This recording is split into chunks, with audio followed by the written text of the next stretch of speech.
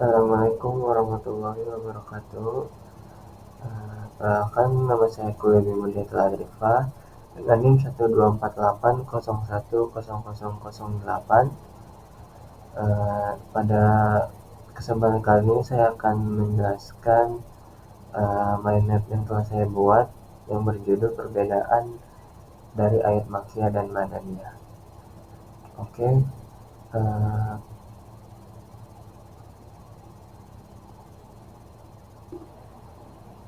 baik, di sini adalah bentuk dokumentasi saya dengan Ustadz Fadlan Rahmani.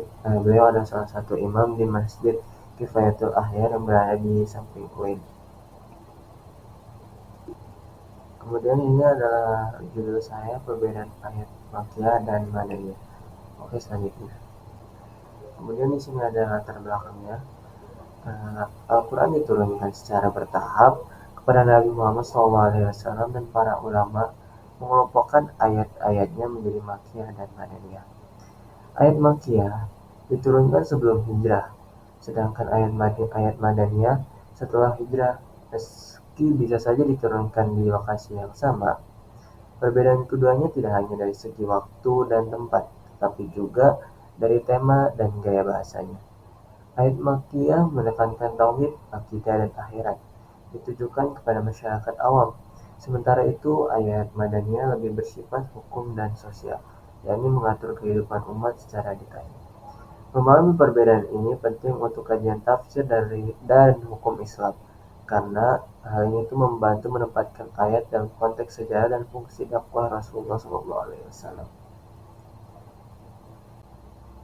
Kemudian di sini ada mind map dari ayat makkiyah yang telah saya buat. Baik, ayat makkiyah itu tuh adalah ayat-ayat Al-Quran yang diturunkan sebelum peristiwa hijrah Nabi Muhammad SAW ke Madinah. Yang artinya kriteria ini itu bersifat kronologis, bukan semata-mata berdasarkan tempat saja. Periode ini mencakup 13 tahun pertama kenabian di Mekah. Masa ini merupakan fase dakwah awal yang bersifat sembunyi-sembunyi dan kemudian terbuka. Kondisi masyarakat pada saat itu mayoritas musyrik dan jahiliyah. Masyarakat Mekah sangat kuat budaya lisan dan sastranya, namun saat itu menentang ajaran tauhid. Kemudian di sini ada tempat pewahyuan atau periode pewahyuan. Meskipun kriteria utamanya adalah waktu sebelum hijrah, sebagian besar ayat makkiyah itu memang diturunkan di wilayah Mekah dan sekitarnya. Antara lain, waktu itu ada di Gua Hiro, tempat wahyu pertama, yakni surat Al-Alaq ayat 1-5. Kemudian ada Masjidil Haram sebagai pusat berkumpulan masyarakat Quraisy pada saat itu. Yang ketiga itu tempat-tempat umum di Mekah, ini untuk menjangkau sebanyak mungkin orang. Kemudian di sini ada karakteristik atau gaya bahasanya. Gaya bahasa ayat-ayat makkiyah itu mencerminkan kebutuhan dakwah pada masyarakat yang belum mengenal Islam pada waktu itu. Yang pertama itu ada singkat dan padat. Ini memudahkan hafalan dan penyampaian lisan, sangat cocok dengan karakter masyarakat Quraisy pada masa itu. Yang kedua itu bahasa yang kuat. Gaya ini itu menarik perhatian dan menggetarkan emosi dan penuh daya retoris. Yang ketiga itu banyak menggunakan sumpah atau qasam. Misalnya kayak wal asr, wal syamsi, wad duha. Tujuannya itu untuk menegaskan kebenaran dan menarik perhatian orang-orang yang mengabaikan keperingatan. Kemudian ada tema utamanya. Di sini tema-tema dalam ayat makkiyah itu bersifat fundamental dan universal. Waktu itu ditujukan untuk membangun dasar keimanan. Di antaranya yang pertama ada tauhid atau keesaan Allah. Inti dakwah Islam itu adalah menegaskan Allah dan menolak segala bentuk syirik. Kritik tajam terhadap penyembahan berhala misalnya dalam surat Al-Kafirun. Yang kedua itu dasar-dasar keimanan, meliputi iman kepada Allah, malaikat, hari kiamat, kitab, dan rasul. Penegasan tentang kebangkitan, hisab, surga, dan neraka. Yang ketiga itu kisah-kisah Nabi terdahulu, seperti kisah Nabi Nuh, Nabi Ibrahim, Nabi Musa, Nabi Isa, dan lainnya. Itu tuh berfungsi sebagai ibrah atau pelajaran, penghibur hati Nabi, dan serta peneguh dakwah. Yang keempat ada hari kiamat dan ancaman neraka. banyak menggambarkan kengerian hari kiamat dan siksaan neraka untuk membangkitkan kesadaran dan rasa takut. Misalnya pada surat Al-Qari'ah, Al-Zalzalah, dan At-Takwir. Yang kelima itu pembahasan tentang akhlak mulia, yakni mendorong nilai-nilai seperti kesabaran, kejujuran, pengampunan, dan kedermawanan, yakni mengkritik perilaku buruk masyarakat jahiliyah seperti menindas, berbohong, dan tamak. Yang kelima itu ada kemudian di sini ada audiens atau sasaran dakwahnya. Ayat-ayat Makkiyah itu secara umum ditujukan kepada masyarakat Quraisy dengan karakteristik sebagai berikut, yakni kaum musyrik dan penyembah berhala. Ajaran Islam datang sebagai koreksi radikal terhadap keyakinan dan budaya mereka. Orang-orang yang ragu terhadap Islam, ini dengan memberikan hujah, logika, dan retorika yang kuat untuk menyadarkan mereka. Yang ketiga itu kalangan bawah dan tertindas. Ini Islam datang membawa nilai keadilan dan pembelaan terhadap yang lemah. Di sini ada contoh dari surat Makkiyah. Yang pertama di sini ada surat Al-Alaq, ya, dengan ciri itu sebagai wahyu pertama, mengandung perintah membaca dan pengakuan akan penciptaan manusia. Kemudian ada Al-Mudassir sebagai seruan awal dakwah untuk bangkit menyampaikan risalah. Ada Al-Fatihah sebagai inti tauhid. Ada Al-Kafirun, pernyataan tegas tentang perbedaan iman dan kekufuran. Kemudian ada At-Takwir, Al-Infitar, dan Al-Zalzalah.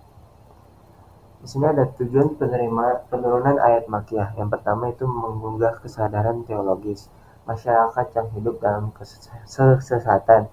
Yang kedua ada membentuk fondasi akidah sebelum masuk ke ranah syariat dan sosial. Yang ketiga mempersiapkan umat Islam awal untuk menghadapi tantangan dakwah dan penindasan.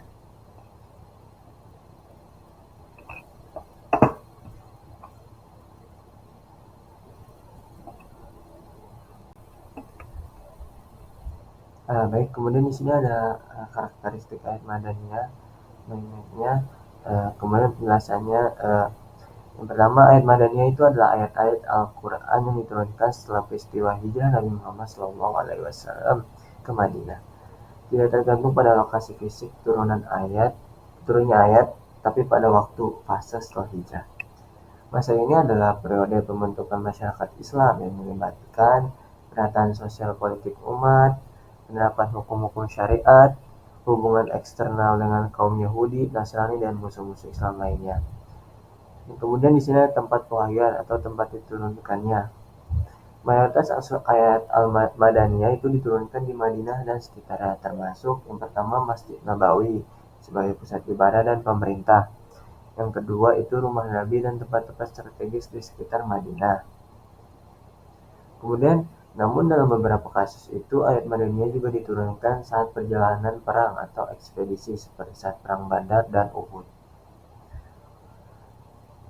Di sini ada karakteristik gaya bahasanya. Berbeda dengan gaya retoris dan puitis Makkiyah yang tadi, gaya bahasa ayat Madaniyah ini lebih legalistik dan informatif, karena itu tuh berfungsi sebagai aturan hidup bagi umat yang telah beriman. Yang pertama, lebih panjang dan rinci, karena itu berisi hukum dan penjabaran aturan syariat. Yang kedua, bahasanya tuh lugas, jelas, dan argumentatif. Ini menggunakan logika, perintah langsung, dan sistematika hukum. Yang ketiga itu jarang menggunakan sumpah atau kosong, karena fungsi ayat lebih normatif dan instruksional daripada persuasif atau mengajak. Kemudian di sini ada tema-tema utamanya. Ayat Madaniyah banyak menyoroti masalah hukum, kehidupan sosial, dan interaksi umat Islam dalam skala luas. Karena masyarakat Muslim sudah terbentuk dan berdaulat. Hukum-hukum Islam atau fikih seperti hukum waris, pernikahan, perceraian, hudud atau hukum pidana, makanan halal dan haram, dan lain-lain. Misalnya dalam surat An-Nisa dan Al-Maidah. Kemudian ada peraturan sosial dan ekonomi yang berisi hak dan kewajiban antar individu dan kelompok, hak perdagangan, riba, zakat, infak, serta wakaf. Kemudian ada etika kerjasama dan keadilan dalam bermuamalah. Terus yang ketiga di sini ada hubungan antar umat beragama, ini menjelaskan sikap terhadap ahlul kitab, yakni Yahudi dan Nasrani, misalnya dalam surah Al-Imran. Yang kedua itu prinsip toleransi dan bersepakat kerjasama. Kemudian kritikan terhadap penyimpangan akidah mereka. Kemudian di sini yang keempat ada jihad dan peperangan, yakni menjelaskan hukum tentang perang defensif dan ofensif, syarat jihad, serta akhlak dalam perang. Kemudian ada menjelaskan hikmah dan strategi dalam menghadapi musuh, seperti dalam surat Al-Anfal dan At-Taubah. Kemudian yang kelima ada munafik dan pemusuhan terhadap Islam. Madinah sebagai wilayah terbuka itu melahirkan fenomena kemunafikan, atau mereka itu tampak Islam tapi sebenarnya itu memusuhi dari dalam. Surah contohnya itu seperti pada surat Al-Baqarah, At-Taubah, dan Al-Munafikun yang memuat ciri-ciri dan bahaya munafik. Kemudian di sini ada masalah keluarga dan warisan.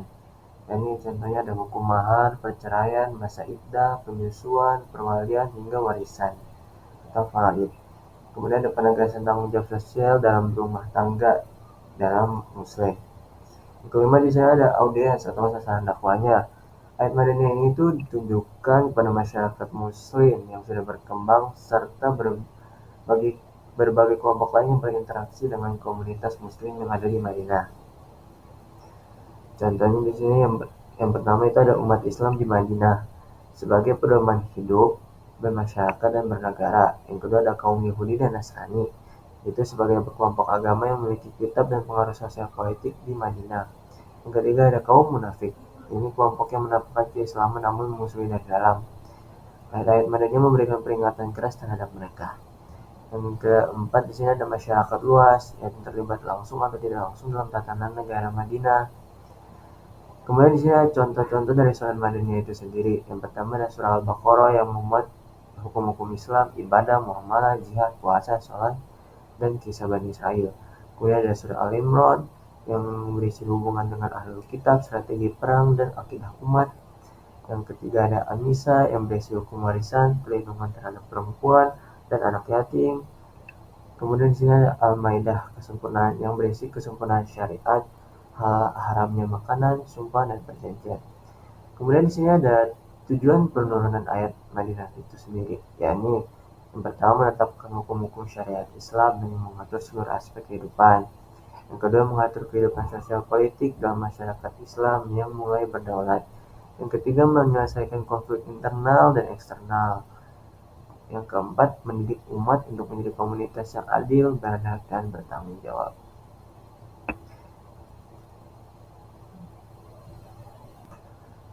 Baik, selanjutnya itu adalah kesimpulannya. Jadi kesimpulannya itu perbedaan antara ayat Makkiyah dan Madaniyah ini mencerminkan dinamika dakwah Nabi Muhammad SAW dalam dua fase utama.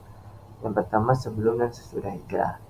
Ayat-ayat Makkiyah itu umumnya berisi ajaran dasar Islam seperti tauhid, iman, dan akhirat yang disampaikan kepada masyarakat Mekah yang masih menentang Islam. Sebaliknya, ayat Madaniyah itu banyak membahas hukum, kehidupan sosial, dan tatanan masyarakat yang ditujukan kepada komunitas muslim yang telah terbentuk di Madinah. Dengan memahami perbedaan karakteristik ini, baik dari segi isi, gaya bahasa, maupun sasaran dakwah, umat Islam dapat lebih tepat dalam menafsirkan Al-Quran secara kontekstual. Hal ini sangat penting dalam studi tafsir, usul fikih, serta dalam memahami perkembangan hukum dan strategi dakwah Rasulullah secara historis dan bertahap. Baik, terima kasih banyak atas perhatiannya. Terima kasih Ibu. Assalamualaikum warahmatullahi wabarakatuh.